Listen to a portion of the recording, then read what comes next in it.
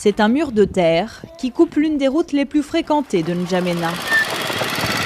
D'un côté de la tranchée, le centre-ville, de l'autre, les habitants du quartier périphérique d'Ambata qui se sentent isolés, coupés du reste de la capitale. Ce passage a été forcé par les jeunes il y a quelques jours parce qu'avant ça, il n'y avait aucun passage, il n'y avait aucune issue. D'une profondeur de 3 mètres, la tranchée encercle une partie de N'Djamena.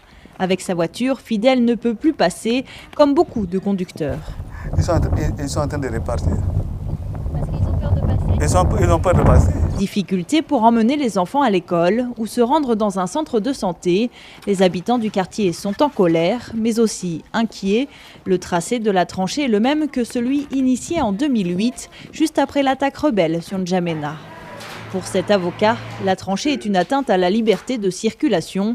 Une plainte a été déposée contre l'État tchadien. Nous ne comprenons pas pourquoi est-ce qu'une tranchée est creusée en ce moment. Est-ce que c'est en perspective de préparer une guerre alors qu'on se prépare au dialogue?